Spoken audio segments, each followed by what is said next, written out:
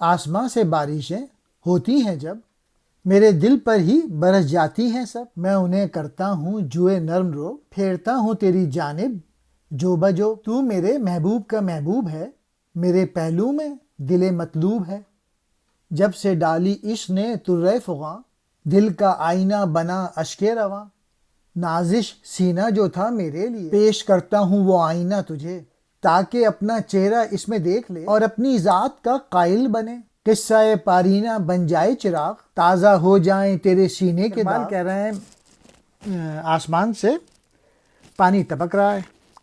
اور وہ پانی میرے دل پہ لگاتار گر رہا ہے، یعنی نئے نئے خیالات، نئی سوچیں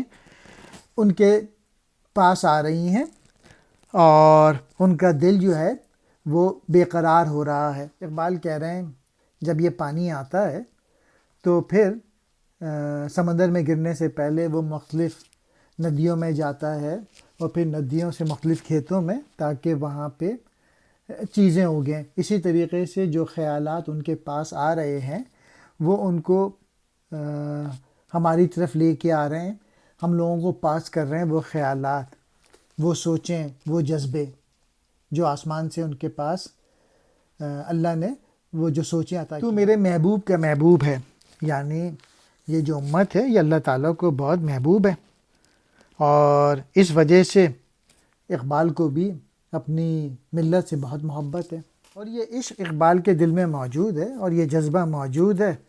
اور یہ جذبہ یہی ہے کہ مسلمانوں کے حالات صحیح ہو جائیں، اور جو ان کا جو دل کا آئینہ ہے، یعنی ان کا جو دل ہے اس میں اشک رواں یعنی جذبے بیدار ہو گئے اقبال کے،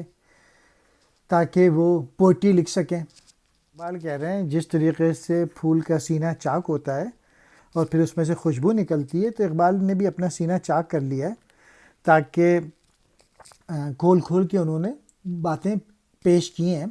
اور تمہیں اپنا آئینہ بھی دکھا دیا ہے کہ آج کل کیا حالات چل رہے ہیں۔ پھر اقبال ملت کو ان کا چہرہ بھی دکھا رہے ہیں کہ آج کل ملت کا کیا حال ہے اور ان کا ماضی کیا تھا،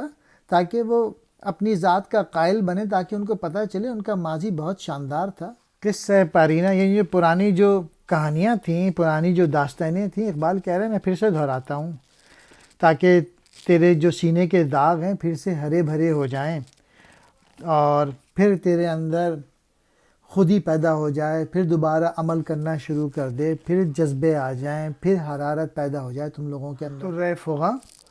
بنیاد ڈالی آہو فغاں کی، قصہ پارینہ تیرا بہت پرانا قصہ، تیری پرانی داستان تازہ ہو جائیں، ہرا بھرا ہو جائے۔